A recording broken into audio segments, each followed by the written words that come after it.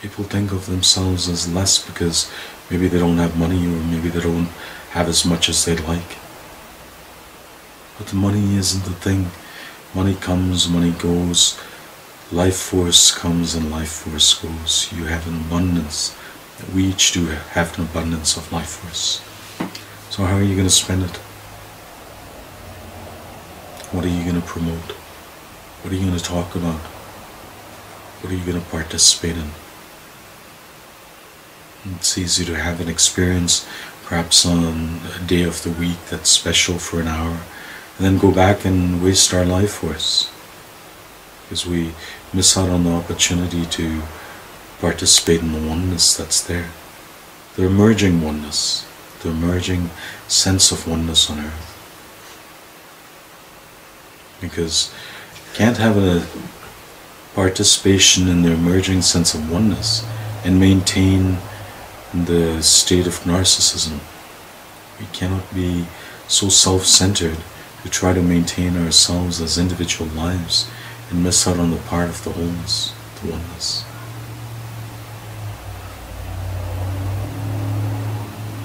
We cannot do anything here in one side of the world that doesn't affect the other side of the world.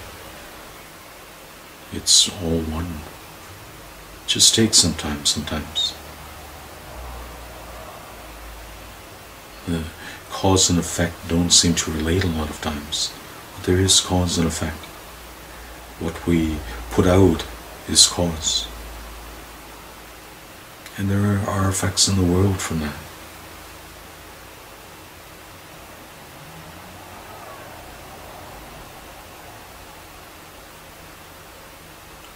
You are cause.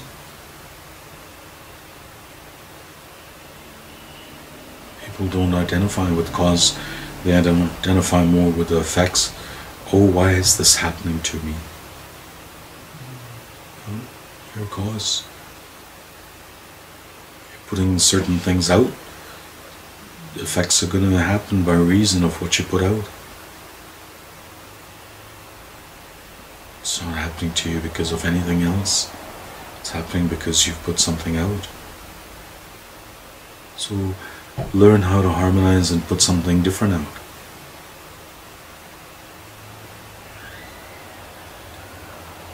If we harmonize with just our individual lives, then we miss the fact that there's a whole bigger thing going on in the world.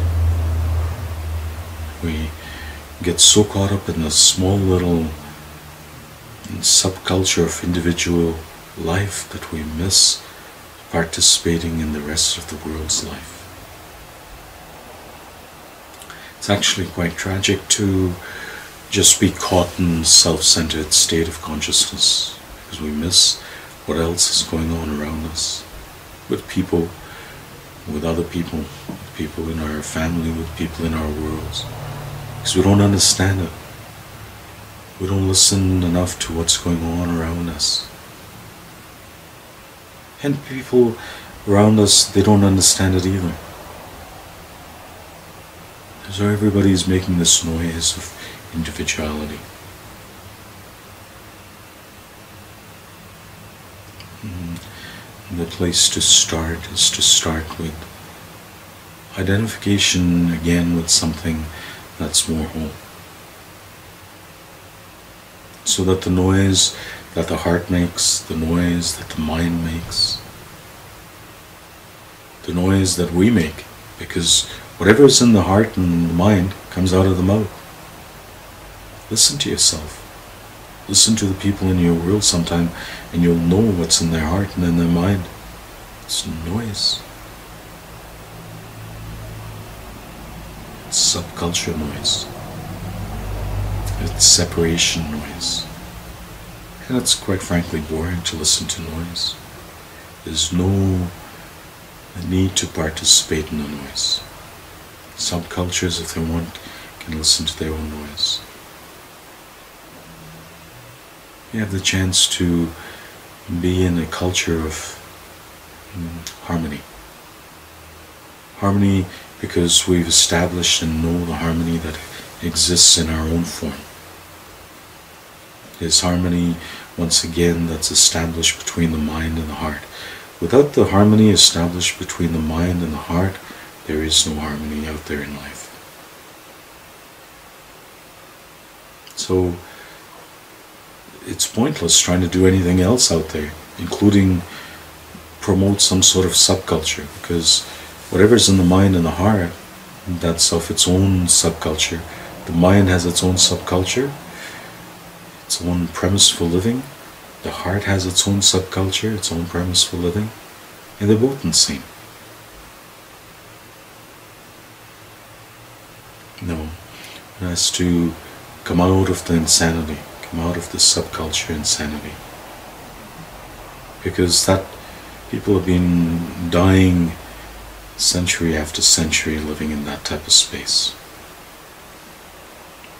Come out of it, come out of the identification with it, come out of that in our own forms, and see the oneness, the opportunity for oneness. And then we become potentially more effective in what else is going on out there in the rest of this planet. That's promoting the oneness, because there's no point promoting subculture at the expense of the oneness. If we're out there consciously participating in promoting the subculture of nationality or terrorism or something else, we're wasting our time. Only thing worth spending our life force, using our life force day after day after day, is to promote a culture of peace, a harmony with the rest of the planet, a harmony between man and woman, between adults and children, between seniors and the rest of the world, east and west. The subculture of dogma, the subculture of politics and nationality, all a waste of time, all separation, no point even participating in it. Come out of it. If we listen to the news and we buy into it, come out of it. We're no different on this side of the planet as on the other side. People are the same wherever they are. They want and they need the bare necessities of life. Peace, food, water, shelter, education for the children, medical help for those that need it. Much better things that we can spend our life force on. In whatever way the compulsion comes through each one as an individual. So we can make peace, we can promote it. Because we go beyond the cultures and subcultures of separation.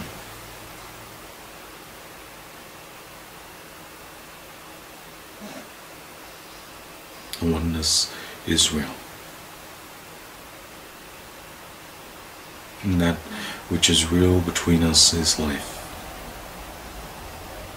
It extends because we have life force, extending through our hands, through our hearts, through our thoughts, through the mind, through the feelings, through this whole body mechanism. We have the opportunity to use life force. We don't have to be caught up with the subculture connected to the lack and limitation of the substitute, money. We have life force, even if we don't have the substitute of money. We have life force. In the end, people find they cannot buy any more life force than what they're given, no matter how much money they have or have accumulated. People strive to accumulate and maintain their substitute of life force in the banks. They don't use it. They don't put it to good use.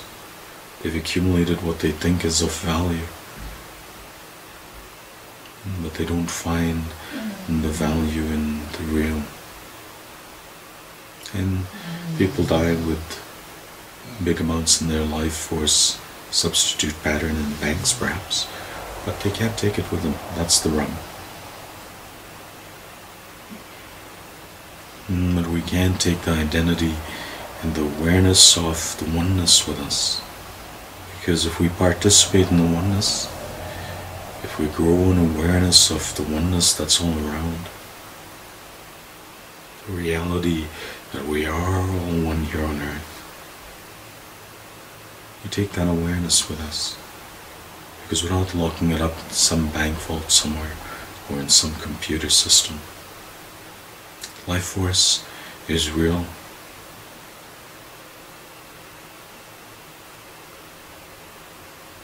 And it's less noisy actually. It doesn't depend on the system. Life force is all around us. It's in the rocks and the minerals and the trees and the vegetation and the creatures and the people. And everything around us is life force. And if life force is cared for, if we care for life force, we care for all the things around us. The rocks and the minerals and the trees and the vegetation and the creatures and the people.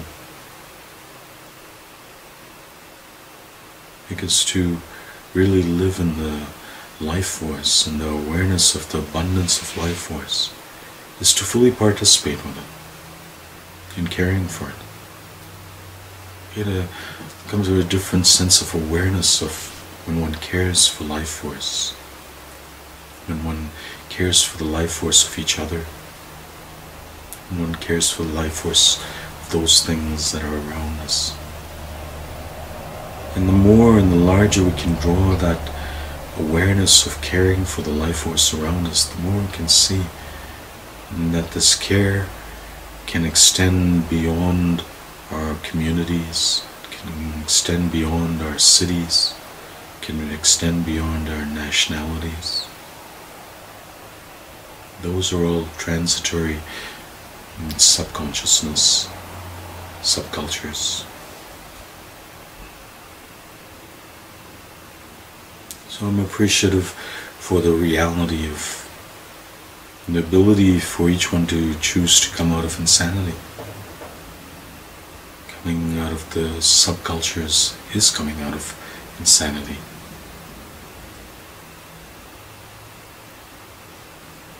And coming into the golden age, whatever the potential of that is the potential of the realization that we can choose individually and collectively to come out of the insanity of whatever age the past has been. And yeah, maybe we see some of that still around us, but the more we participate in the coming golden age, we have a chance to co-create it, because we put something out.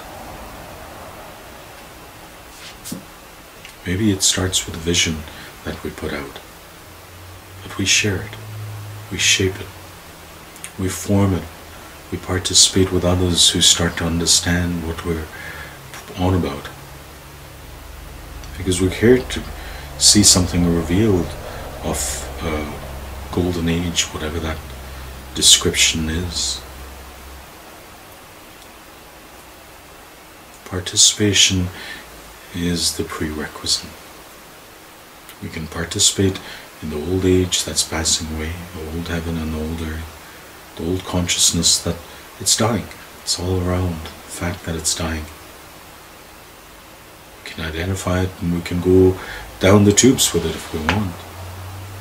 Or we can identify with that which is coming out of the ashes of the old cultures, the old subcultures. That which is rising out of the state that's burning up all around us.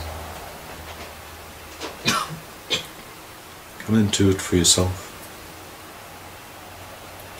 Participate in it, and you'll find your identification will grow in what you're participating in. Participate in old subcultures, and you'll find that as it's passing away, the identity of all those participants that are also passing away, because they're